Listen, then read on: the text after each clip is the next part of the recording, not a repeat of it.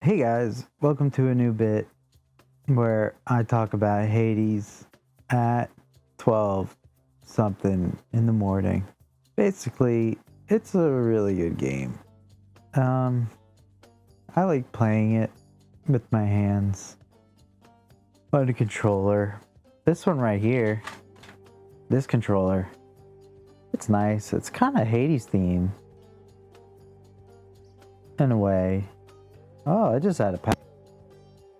Hello? Oh, the power got tripped and it completely fucked up my mixer.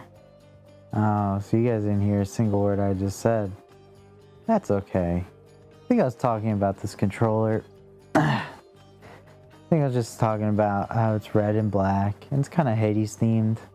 I didn't build it, I didn't make it this way because of Hades. I got the faceplate from a wireless controller way back in the day, and then I had this wired controller for the longest time. I gotta find myself some old Xbox 360 wired controllers. Those things are still my jam and so reliable on the PC, but they're getting a bit hard to come by these days. But that's besides the point. I was gonna talk about Hades, the video game, not the mythos, but the video game. And I was just gonna mention that I think it's really good. I'm probably only about a few hours in at this point, but you know, I get the vibe. I played a lot of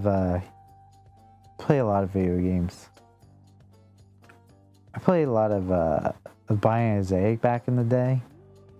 I also played a lot of Gungeon. I play a lot of Rogue Legacy, the one where you're the knight that has a sword and it's 2D and it's kind of cool. Yeah, I played a lot of those games. But I like this one. I think I like this one more. I think I like this video game more, Hades.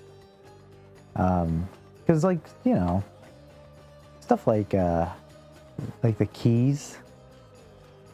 Like the keys in Bioshock, it's kind of annoying that you could like do everything you can in a run, where like you do everything perfectly, but then RNG just screws you over and you just don't get what you need.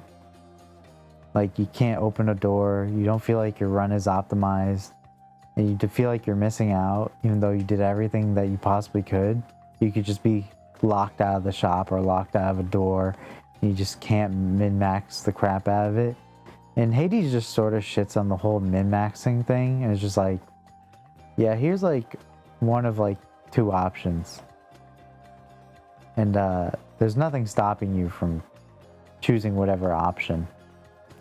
And it's nice, you know, you don't have to worry about, you worry about what's inside the room and not getting inside the room.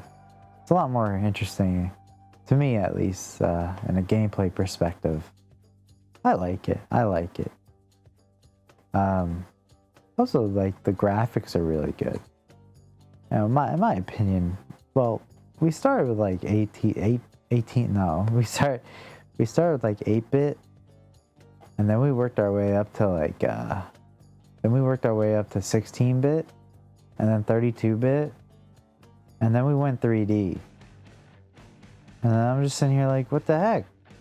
If we got more resolution, like if we went 64-bit, and I know 64-bit is 3D, but I mean, if we like doubled the amount of pixels you could have on screen, that'd been pretty cool, because then like, it basically looked like hand-drawn art at that point. The resolution would have been there. And I feel like if we kept falling down that road, we would have a lot more hand-drawn like gems. And instead we took a sharp left at 3D, which, you know, can't really blame them.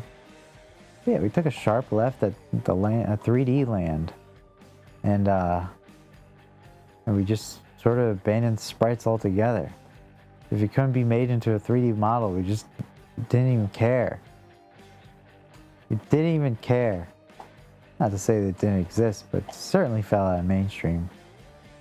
Luckily we have indie games now coming out with the hand-drawn stuff. It's been pretty cool. I mean, like, look at Ori and the Blind Forest, look at Hades, look at everything else this studio's done. This studio is like insane, man. They're always doing the most. The music, I mean, I can't necessarily break down the music in a intellectual way of like musical understanding, but the music's pretty good. The music's pretty good. That's all I have the knowledge of to say about that. Then yeah, the gameplay is solid as hell. It takes everything that was like wrong with the roguelike genre and just fixes it. It fixes it.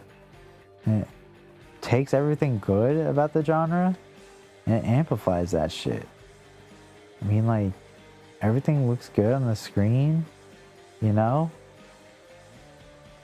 It's a good game. You'd be hard pressed not to like it if you ever played it. But yeah.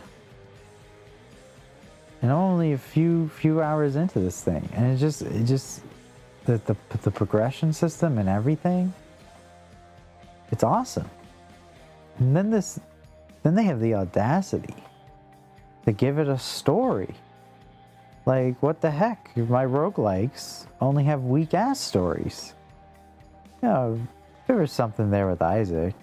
A pretty good story, but, you know, you sort of had it was a take or to leave it kind of thing, where you didn't really have to pay attention to any of the story stuff, because it kind of didn't really make sense, and you kind of had to be like a game theorist to like even begin to like piece together the story in Biomosaic, because it wasn't necessarily like a forefront of the game. And then same thing with Gungeon, which is like, I don't know, dude, trying to shoot yourself with a time gun or something. Like, I put a shit ton of hours in that. I can't even tell you what the story is. But this game, it's like you're the man trying to get the heck out of hell, you know? And the characters, they talk to you, they have dialogue, and it's good, and it's really good, and you're interested, and you like giving gifts to the characters for more story. I'd never seen something like this in a roguelike before. It's incredible. It's actually incredible. And everything's tight as hell, solid as heck. Like, it's just a good game. It's just a good game. I don't know. Yeah, that's all I wanted to say. I'm in bed now. Good night.